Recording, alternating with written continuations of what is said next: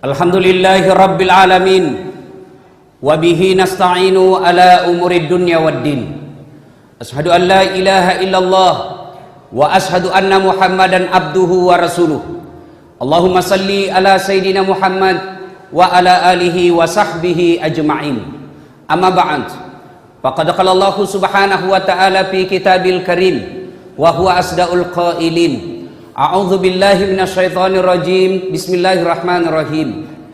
Ya ayyuhalladzina amanu taqullaha haqqa tuqatih wa la tamutunna illa wa antum muslimun. Wahai orang-orang yang beriman, bertakwalah engkau kepada Allah dengan sebenar-benarnya takwa, dan janganlah kamu mati kecuali dalam keadaan beragama Islam. Wa qala idan bismillahirrahmanirrahim. Ya ayyuhalladzina amanu dukhulu fis silmi kaffatan wa la tattabi'u khutuwatis syaitan innahu lakum aduwwum mubin. Wahai orang-orang yang beriman, masuklah engkau ke dalam Islam secara sempurna, dan janganlah engkau ikuti langkah-langkah setan, karena sesungguhnya setan itu musuh yang nyata bagi kalian. Wa qala idan bismillahirrahmanirrahim. Innallaha wa malaikatahu yusalluna 'alan nabi. Ya ayyuhalladzina amanu sallu 'alaihi wa sallimu taslima. Sesungguhnya Allah dan para malaikatnya bersalawat kepada Rasulullah Muhammad sallallahu alaihi wasallam. Maka wahai orang-orang yang beriman, bersalawatlah kalian kepada Rasulullah dengan sebaik-baik salawat. Shadaqallahul azim. Maha benar Allah dengan segala firman-Nya.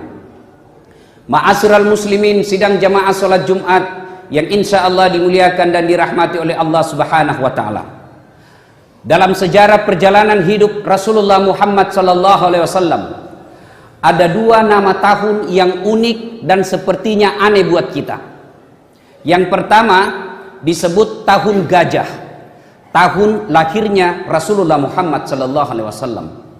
Kenapa disebut tahun gajah? Karena ada raja yang bernama Abraha, sombong, kemudian ingin menaklukkan Ka'bah, ingin menghancurkan Ka'bah. Maka datanglah Raja Abraha ini beserta pasukannya berkendaraan gajah, datang ke Mekah dengan niat apa? Menghancurkan Baitullah. Tapi Abraha punya mau, Allah pun punya kehendak, dan kehendak Allah yang terjadi. Abraha datang ingin menghancurkan Mekah, Ka'bah. Allah menurunkan bala bantuannya. Allah tidak menurunkan malaikat. Apa yang Allah turunkan? Burung ababil, menghancurkan pasukan-pasukan Abraha, termasuk Abraha. Hancur. Dan pada saat itu mereka berkendaraan gajah, hancurlah gajah-gajah mereka, selamat Baitullah. Kejadian ini maka disebutlah tahun gajah. Tahun ini pula lah yang sejarah menunjukkan lahirnya Rasulullah Muhammad sallallahu alaihi wasallam. Yang kedua, ada yang disebut tahun duka cita, yaitu tahun Isra Mi'rajnya Nabi.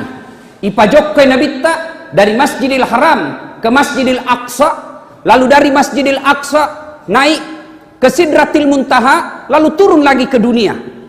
Ini tahun duka cita. Kenapa disebut tahun duka cita? Karena pada tahun itu ada dua orang yang paling mencintai dan dicintai oleh Nabi meninggal pada tahun yang sama. Siapa gerangan? Yang pertama Siti Khadijah, istri Rasulullah, kekasih Rasulullah, benena Nabita, wafat pada tahun itu, maka disebut tahun duka cita. Orang kedua yang meninggal pada tahun itu adalah paman beliau, Amurena Nabita, pamannya Nabi, Abu Talib. Dua orang yang sangat mencintai Nabi ini, sangat melindungi Nabi di kota Mekah, meninggal pada tahun yang sama, maka disebut tahun duka cita. Ketika Nabi berduka ini, ditinggal oleh dua orang yang dicintai Rasulullah, Nabi berduka, maka Allah perintahkan kepada malaikat Jibril, Jibril, kau datang ke dunia, turun kau ke dunia, jemput kekasihku Muhammad, ambil dia, bawa ke sini, saya ingin menghibur dia. Kemana hiburannya Nabi? Singapura? Bukan. Kemana hiburan Nabi? Allah langsung mengajak Nabi untuk bertemu dan bertatap muka kepada Sang yang Maha Kuasa, Sang yang Maha Pencipta, Sang yang penuh kemuliaan, yaitu Allah Subhanahu wa Ta'ala. Bayangkan, ketemu Allah itu luar biasa. Saya saja pernah diundang ke Istana Wakil Presiden. Waktu itu membahas undang-undang anti pornografi. Saya diundang mewakili ulama Sulawesi Selatan. Waktu saya terima itu undangan, ada tertera undangan Wakil Presiden Republik Indonesia. Begitu bangganya saya. Seluruh mahasiswaku saya kasih lihat, lihat kok, Istana Wakil Presiden. Ini baru manusia yang mengundang saya. Kita sudah gembira. Bagaimana kalau Allah yang mengundang kita? Tentu sangat kemuliaan. Mendapat undangan adalah kemuliaan. Bapak diundang datang ke Istana Wapres, diundang datang ke Istana Presiden, itu suatu kemuliaan. Tapi yang jauh lebih kemuliaan itu adalah bertemu dengan yang mengundang kita. Dapat undangan dari Presiden, senang. Tapi yang lebih senang lagi, ketemu sama Presiden. Tapi subhanallah, siapa yang mengundang Allah? Bukan manusia.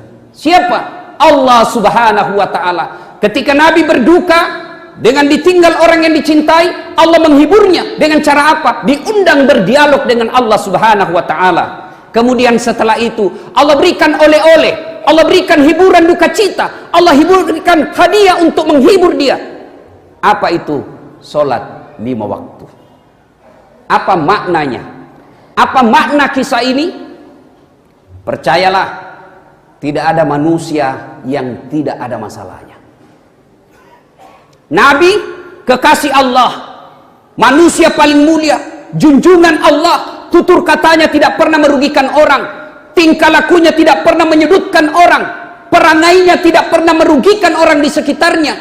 Orang paling mulia akhlaknya, tapi pun penuh dengan masalah hidupnya. Usia 2 bulan dalam kandungan, bapak Rasulullah sudah wafat, sudah yatim Rasulullah. Lahir ke muka bumi, baru 6 tahun, meninggal pula ibunya, yatim piatu usia 6 tahun. 8 tahun diambil kakeknya, meninggal pula kakek beliau. Hijrah kemudian pindah ke paman beliau Abu Talib. 25 tahun menikah dengan Khadijah, 40 tahun diangkat menjadi nabi dan rasul. Hidupnya penuh dengan cobaan. Tidak ada susahnya bagi Allah kasih merdeka Rasulullah pada saat perang Uhud. Tidak ada sulitnya bagi Allah memenangkan Rasulullah dalam perang Badar. Sekejap saja Allah mau, kalau Allah mau. Tapi kenapa Rasulullah diberikan cobaan-cobaan dan cobaan? Apa kira-kira tujuannya? Satu, tujuan kita diberikan beban hidup. Untuk apa? Maqamam mahmuda. Saya mau angkat derajatmu. Jadi kalau ada di sini Pak, tidak berhenti susah hidupnya, tidak pernah lepas hidupnya dari penderitaan, jangan ki galau, jangan sengsara, apalagi sampai putus asa. Ketika manusia diberi beban hidup, cobaan demi cobaan, yakinlah bahwa tujuan akhirnya cobaan itu adalah ingin mengangkat derajatnya. Dengan catatan apa? Bos, bagus agamanya. Kumas sempajaki dek tota kalasi, dek tapoji male agagan na tawe, dek tapabeleang, bukan ki pesina, bukan pelanggan mesum. Lalu kena cobaan, kembalikan kepada Rasulullah, insya Allah hati kita tenang. Dengan catatan baik agamanya. Orang yang mau sekolah itu, kalau mau naik kelas, pastikan ujian. Orang kalau dari SD mau naik SMP, SMP mau naik SMA, SMA mau universitas, universitas mau sarjana, pasti ada ujiannya. Diuji, tujuannya apa? Kau mau naik kelas. Tidak ada orang tidak pernah mendaftar di sekolah diuji. Tidak ada orang tidak pernah masuk sekolah diuji. Kenapa? Bukan kau diuji. Ini mereka yang punya masalah, mereka yang punya tekanan hidup, banyak penyakitnya, susah hidupnya, ngontrak kiri kanan, tapi tidak sholat. Tidak diuji kok bos, icallah kok.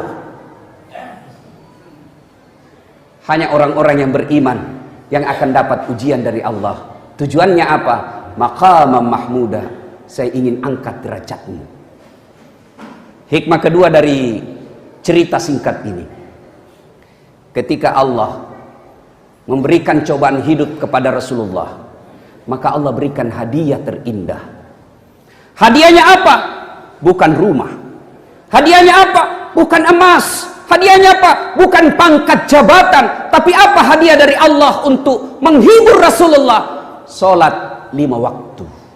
Maknanya, ya kong kaki kasih matumpuk-tumpuk susata, berhenti penyakit kita, anak tak lagi sakit, berhenti anak tak sakit, lalu istri tak lagi kena penyakit, sembuh semua suamanya, terbakar lagi rumah kita, tapi kita yakin baik agama, kita yakin tidak pernah melalaikan sholat, kita yakin tidak pernah merugikan orang lain, maka Allah kasih jalan untuk membahagiakan hati. Apa? Aqimis salah, tetongangi sempajangi. Tidak ada manusia yang tidak punya masalah, Pak. Saya lihat muka-muka ini semua muka penuh masalah. Dan Allah tidak jina bilang, Das'at, ketika ada masalahmu, sarjana kau dulu. Ketika ada masalahmu, kau jadi anggota DPR dulu baru selesai. Tidak. Allah cuma minta, wahai hamba-hambaku, ada masalah dalam hidupmu, ada masalah dalam persoalan kehidupanmu, Allah cuma minta, ista'inu bis-sabri was-salah. Perbaiki solatmu, saya yang selesaikan segala masalahmu. Kecil punya ruko di Pasar Butung, Pak, kecil. Kecil bagi bapak-bapak yang sakit mau sembuh, kecil buat Allah sembuhkan itu. Yang Allah inginkan, datang kok. Sini kok. Saya kasih kok apa yang kamu mau. Kita selalu berdoa, ya Allah sembuhkan penyakitku, ya Allah tambahkan rezekiku, ya Allah jadikan anakku anak soleh. Kita minta kepada Allah, lalu Allah jawab, hayya 'alas salah, sini kau pale, sini kau solat. Hayya 'alal falah, sini kamu, saya kasih kau kemenangan. Tapi apa jawaban kita di pasar? Tunggu, lagi ramai pembeli. Pantas Allah ajak kita meraih kemenangan, Allah ajak kita meraih kebahagiaan, tapi kita jawab kepada Allah, tunggu, tunggu, dan tunggu. Pantas banyak uang didapat, tapi tidak ada kedamaian dalam rumah tangga. Auzubillah min dzalik. Sidang Jumat yang saya muliakan, suatu ketika ada anak mahasiswa saya datang mengeluh, Ustadz, saya ini baikkah sama orang tuaku? Ustadz, saya ini pengurus remaja masjid, saya tidak pernah merugikan orang lain, Ustadz, alhamdulillah. Tapi kenapa kasihan hidupku ini penuh dengan masalah, masalah dan masalah? Saya bilang, langsung saya ingat, ada juga pemuda pernah datang curhat sama Nabi. Lalu anak muda ini berkata, ya Rasulullah, apakah semua dosa dan kesalahan yang pernah kita lakukan dicatat dan dipertanggungjawabkan di akhirat kelak? Nabi jawab, ya pasti. Semua yang kau lakukan sejak kamu balik, kau berdosa sebiji sarra pun kuman, Allah pasti tahu dan Allah membalasnya di akhirat kelak. Langsung pucat ini anak muda, mati nih. Nabi katakan, kenapa anak muda? Saya banyak dosa ya Rasul, saya pembuat mesum, saya banyak maksiat, tapi saya tobat sekarang ya Rasul. Tapi saya takut bagaimana caranya di akhirat ini supaya tidak kena azab, karena sudah terlanjur saya lakukan dan Allah pasti menyiksa saya. Saya takut azab neraka ya Rasul. Nabi mendekati anak muda itu, lalu ditepuk pundaknya. Nah, campak-campak. Nabi bersabda, anak muda, pernah kau sakit? Sering ya Rasul. Pernah kau merasakan penderitaan hidup? Pernah ya Rasul. Kamu tidak keberatan? Saya terima sakitku dengan sabar. Saya terima penderitaan hidupku dengan ikhlas. Saya tidak pernah membangkang dengan penderitaan saya itu. Lalu Nabi menyampaikannya, ketahuilah anak muda, sabarmu menerima penyakitmu, sabarmu menerima cobaan hidupmu, insya Allah akan menghapuskan dosa dan kesalahanmu di akhirat kelak.